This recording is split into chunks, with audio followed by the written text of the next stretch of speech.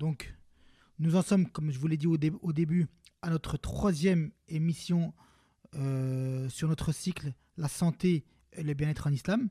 Et aujourd'hui, on parlera plus du régime alimentaire et la nutrition. Mais avant de commencer, je vais faire comme d'habitude quelques généralités sur notre thème. Euh, mais la question que je vais poser en premier, c'est pourquoi l'islam accorde-t-il une importance à l'alimentation? Donc comme on le sait, l'islam, c'est un mode de vie complet. Les musulmans ne se limitent pas à un culte.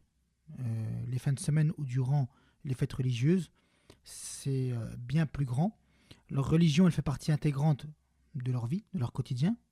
Et l'islam tient compte des besoins et des désirs innés des êtres humains. Donc, ces principes de foi sont tirés du Coran et de la Sunna, donc, qui sont deux sources révélées qui servent de guide aux musulmans. Et comme on le sait, on l'avait dit dans nos émissions précédentes, que Dieu a créé l'être humain pour qu'il l'adore et il a envoyé des prophètes et des messagers avec un message bien précis dans le but de nous faciliter la tâche aujourd'hui. Donc, si l'être humain il n'est pas guidé par Dieu, donc il voguerait à la dérive et son univers n'aurait plus aucun sens. Il ne connaîtrait ni sécurité ni satisfaction. Donc, beaucoup de gens aujourd'hui, surtout à notre époque, vivent une vie sans avoir aucun objectif ultime, une vie dépourvue de sens, dont ils sentent qu'elle ne vaut pas vraiment la peine d'être vécue. Donc, durant ce cycle, durant plutôt notre émission, pardonnez-moi, on va parler d'obligations et d'interdictions en termes alimentaires et de boissons. Nous expliquerons les raisons de ces interdits alimentaires et on essaiera aussi d'expliquer, on verra l'alimentation et le rapprochement vers Dieu. Et pour finir, on abordera quelques conseils comme comment éviter le gaspillage, l'excès de nourriture et les bienfaits du jeûne. Donc la première question qui me vient à l'esprit, c'est qu'est-ce que l'islam recommande pour la nourriture? Oui, donc, assalamu alaikum à tous nos auditeurs et auditrices. Je suis très content de poursuivre avec vous ce thème consacré à la santé et au bien-être en islam. Donc, après avoir cité certaines généralités par rapport à l'islam de vie, comme quoi que c'est un mode de vie complet. Donc, pour répondre à ta question, par rapport aux recommandations concernant la nourriture, la religion musulmane, elle va nous encourager à traiter notre corps dans un premier temps avec respect, c'est-à-dire et à le nourrir non seulement de foi, parce qu'on a très bien insisté sur cette notion de quête de sens et d'avoir la foi en Dieu, mais aussi avoir la foi, c'est bien, mais ça nécessite quand même une certaine pratique. Donc, en ce qui nous concerne par rapport à la nourriture, c'est de pouvoir manger des aliments qui vont être licites et sains à la fois. Donc, pour un musulman, vivre sa vie en suivant ses instructions, les instructions de Dieu, ça va inclure le fait de suivre un régime alimentaire équilibré, si j'ai envie de dire, quoi. C'est choisir des aliments sains, éviter la nourriture malsaine. Donc, ça va être essentiel pour un musulman pour avoir une bonne santé. D'ailleurs, dans le Coran, Dieu nous dit: ô vous qui croyez, à la sourate numéro 2 au verset 172, mangez des bonnes choses dont nous vous avons pourvu et remerciez Dieu si c'est lui que vous adorez vraiment. Ou encore dans la sourate 2 au verset 168, ô hommes, mangez de ce qui est licite et sain sur la terre. Donc le Coran, très clairement, il contient certains versets qui vont faire allusion à la fois à la nourriture qui est saine et à la fois au côté spirituel de l'action de se nourrir. Donc Dieu il va nous encourager à bien manger, à choisir des aliments licites et d'un autre côté, il va aussi nous mettre en garde contre le diable et du rappel de garder toujours Dieu à l'esprit. Toujours, il faudra garder Dieu à l'esprit et le fait de s'éloigner des mauvaises choses. On sait très bien qu'un régime sain ne fait pas que satisfaire notre faim. Il a un effet réel sur notre santé mentale et sur notre capacité à adorer Dieu. Donc le fait de se nourrir d'une manière saine, c'est pas simplement pour la santé physique, c'est aussi pour la santé mentale. Donc le musulman ne va pas se contenter d'une nourriture licite. Dieu lui ordonner d'aller un peu plus loin, de consommer ce qui est bon et sain pour lui.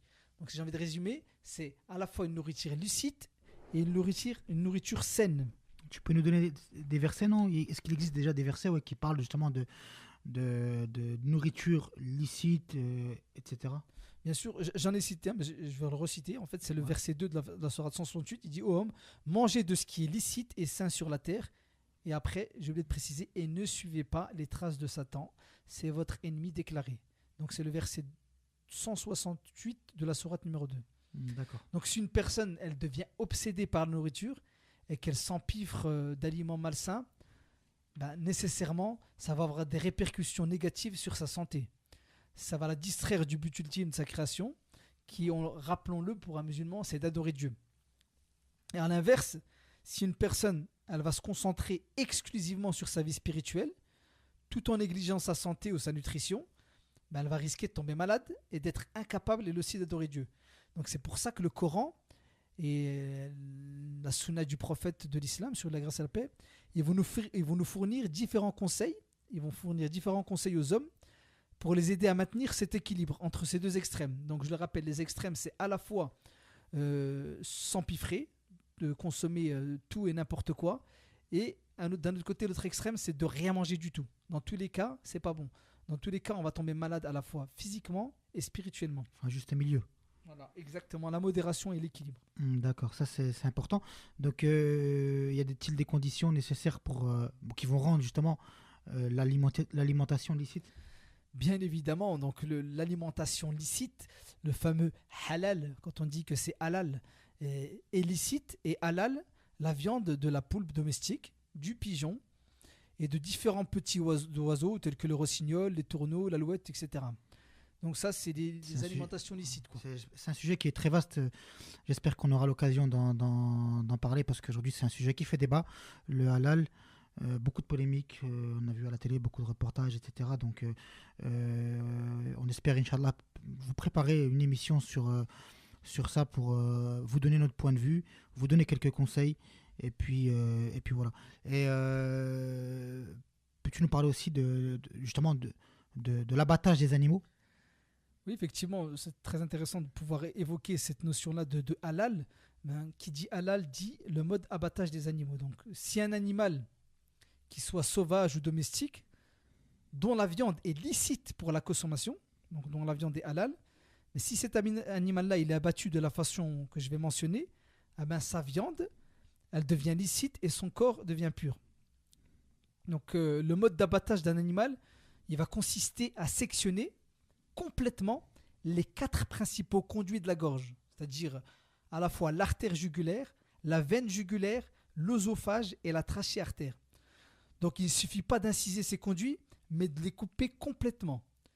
Et selon l'opinion bien connue, pour qu'elles soient complètement coupées, il faut le faire à partir d'un point qui doit se situer au-dessous du nœud de la gorge. C'est bien précis. C'est à la fois très technique. Ouais, c'est précis, technique. Et justement, parce que là tu vas nous expliquer un petit peu comment abattre une bête, mais est-ce qu'il y a des conditions d'abattage? Parce que on peut pas faire ça n'importe comment, n'importe où. Je pense qu'il y a un mode opératoire, comme on dit. Effectivement, il y a certaines conditions pour un abattage convenable de l'animal.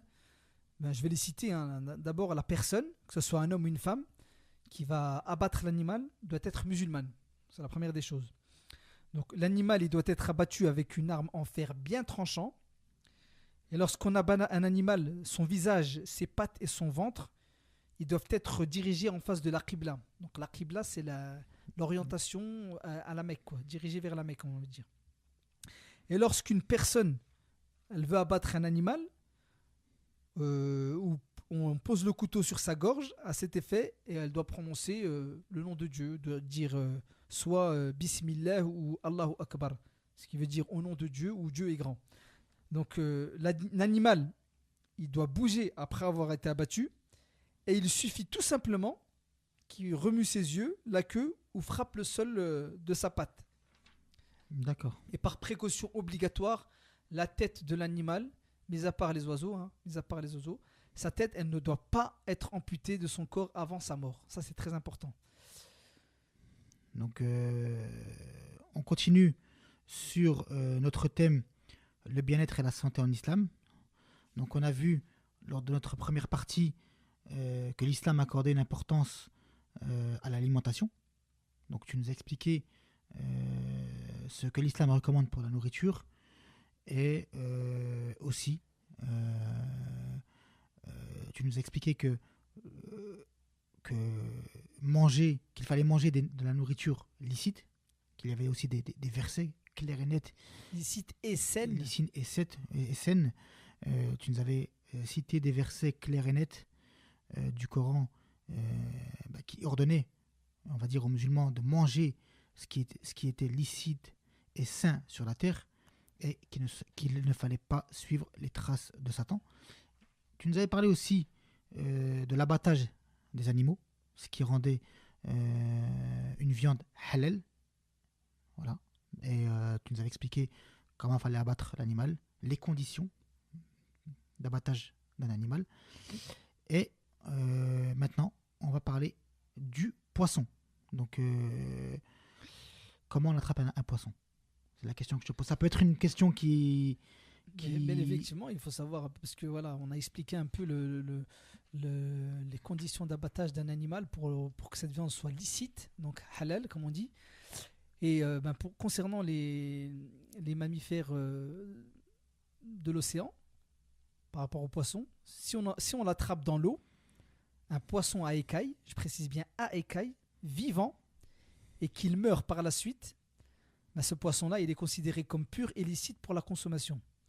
Mais s'il meurt dans l'eau, il reste pur, mais il est illicite de le manger. Donc la condition, il faut qu'il soit récupéré dans le filet, vivant, et qu'il meure par la suite dans le filet, quoi. D'accord. Mais il est quand même licite de le manger s'il meurt dans le filet, comme j'expliquais. Et ça, c'est pour les poissons à écailles. Donc les poissons sans écailles, pour les musulmans, c'est illicite à la consommation. J'avais une question. Oui. Ouais. Par rapport à, justement, par rapport au poisson, est-ce qu'il est nécessaire que la personne qui attrape le poisson soit musulmane? Non, bien évidemment, non. Il n'est pas nécessaire que la personne qui attrape le poisson soit un musulman ou qu'elle prononce le nom de Dieu lorsqu'elle attrape. Donc, contrairement à un animal, contrairement aux autres animaux, les animaux sur terre, il faut qu'elle soit musulmane et que ce soit un musulman qui l'égorge, quoi. D'accord. Mais je voulais revenir par rapport à l'abattage de l'animal, donc, parce que c'est un sujet qui fait débat aujourd'hui. Hein, parce qu'à chaque fois, à l'Aïd el-Kébir, il y a la polémique sur l'abattage, etc. Donc nous, je voulais plutôt rassurer nos auditeurs. Donc est-ce que tu peux nous expliquer les actes recommandés justement lors de l'abattage de la bête? Ouais, au-delà de l'abattage des animaux, c'est vrai que ça fait polémique. Après, il y a beaucoup de recommandations qui ne sont pas forcément connues par les musulmans eux-mêmes. Donc, lors de l'abattage d'un mouton ou d'une chèvre, ces deux pattes antérieures et une patte postérieure, elles doivent être liées ensemble, d'accord, avec une corde en général. Et l'autre patte postérieure, elle doit rester libre. Et en ce qui concerne la vache, ces deux pattes antérieures et ces deux pattes postérieures, elles doivent être liées. Et sa queue doit être laissée libre. Pour l'oiseau, il est recommandé de le lâcher après son abattage, pour qu'il puisse battre de ses ailes. On doit même mettre de l'eau devant un animal avant de l'abattre. Et également, un animal doit être abattu de telle manière qu'il souffre le moins possible. J'insiste par rapport à ça. L'animal doit souffrir le moins possible. C'est-à-dire qu'il doit être abattu doucement et avec un couteau très tranchant. Et cette notion-là, d'ailleurs, ça fait beaucoup polémique, des vidéos qui ont circulé où on sait qu'on voyait des animaux, pas forcément dans des boucheries ou dans des abattoirs musulmans, mais des abattoirs outre, où c'est que les gens ont exprimé un certain dégoût en voyant comment les bêtes étaient traitées, maltraitées. En islam, on traite une bête correctement. Et c'est ce qui rend sa viande bonne. Il ne faut pas lui faire peur, il ne faut pas la terroriser, quoi. Mais d'ailleurs, il est détestable de faire certaines choses dans l'abattage d'animal. Abattre un animal dans un lieu où un autre animal pourrait assister à l'abattage. D'accord. Enlever la peau de l'animal avant qu'il ait rendu le dernier soupir. D'accord. Abattre un animal la nuit du jeudi au vendredi ou le vendredi avant midi, sauf en cas de nécessité.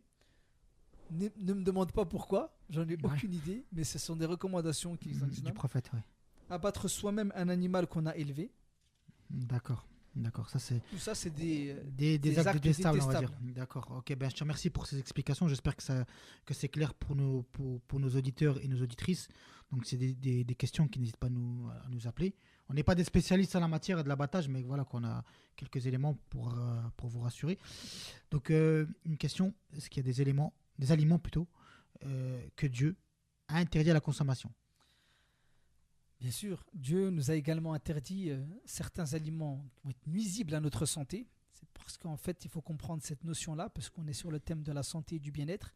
Si Dieu, qui est notre créateur, nous autorise certains aliments, il nous interdit d'autres, c'est parce que c'est nuisible à notre santé. Donc, il y a un verset très clair du Coran qui va dire un peu lister les différentes interdictions en termes. C'est à la sourate numéro 5 et au verset 3. Vous sont interdits, entre parenthèses comme nourriture, la bête trouvée morte, le sang, la chair de porc, l'animal sur lequel on a invoqué un autre nom que celui de Dieu, la bête morte étranglée, ou après avoir reçu un coup violent, celle qui est morte d'une chute ou d'un coup de corne, celle qu'une bête féroce a dévorée, sauf celle que vous égorgez avant qu'elle ne soit morte, et celle qui a été immolée en offrande aux idoles. Donc l'islam, il va déclarer illicite tout ce qui provoque un engourdissement ou cause un mal au corps. Alors, le problème qui a connu de grandes divergences, c'est celui des nourritures animales. Certaines castes, on le sait, comme les brahmanes ou d'autres qui se voulaient philosophes, elles se sont refusées à égorger un animal ou des animaux. Ils ont préféré rester végétariens. Donc pour se justifier, ils ont dit égorger un animal, ça représente une cruauté de l'homme envers un être vivant comme lui. Donc pour eux, on n'a pas le droit de le priver de la vie. Comme on peut l'observer, la conception chez ces animaux n'est pas un but en lui-même, hein. Parce que les animaux, ils ne sont pas dotés de raison, ils n'ont pas de volonté. On peut remarquer aussi que les animaux ont été créés pour servir l'homme. Donc chez les musulmans, dans la conception islamique, tout est mis à la disposition de l'homme. Toutes les créatures, les espèces, elles sont mises à la disposition de l'homme. Donc pour les musulmans, il n'est pas étonnant que l'homme se serve de leur viande, comme il va se servir d'eux quand ils sont vivants. On a également la loi de Dieu en ce qui concerne ces créatures et que l'espèce inférieure, elle est sacrifiée au profit de l'espèce supérieure. Un exemple tout simple, hein, l'herbe verte épanouie et coupée pour nourrir les animaux. Après, ces derniers vont être égorgés pour servir de nourriture à l'homme. Et l'homme, à son tour, il lutte et meurt au profit de la collectivité. Donc c'est le cycle de la vie, hein, c'est le cycle de l'espèce. Donc le refus de l'homme d'égorger des animaux, ça ne les protégera pas plus que ça de leur mort, hein. Même s'ils ne vont pas se dévorer entre eux, dans tous les cas, ils vont mourir. Et d'une façon peut-être beaucoup plus désagréable que s'ils finissaient leur jour sous un couteau tranchant. D'accord. Et l'alimentation en islam, ben, comme tu l'as expliqué, elle connaît donc des interdits et des obligations. Mais justement, ces interdits et ces obligations ne sont-ils pas source d'une grande sagesse? Effectivement, l'alimentation en islam connaît des interdits, des obligations, comme je l'ai expliqué. Mais si la viande, elle nous est licite, à l'exception de quelques bêtes, hein, le sacrifice prend tout son sens. On ôte la vie pour se nourrir, non par plaisir. La sagesse, elle se trouve là. C'est-à-dire, on ne va pas ôter la vie on va pas tuer pour tuer. C'est simplement pour se nourrir, parce que c'est un besoin vital, et on ne le fait pas par plaisir. Donc il est alors évident d'en se remettre à celui qui a tout créé. Donc on s'en remet à Dieu. C'est pour ça qu'on prononce le nom de Dieu. C'est lui qui nous a octroyé cette subsistance et il nous a donné le dessus sur les animaux. Donc la sagesse par rapport à ça, par rapport à cette nourriture licite, cette viande, c'est qu'on tue, on ôte la vie pour se nourrir et non par plaisir. D'accord. Donc, merci pour toutes ces explications. Donc, ça a été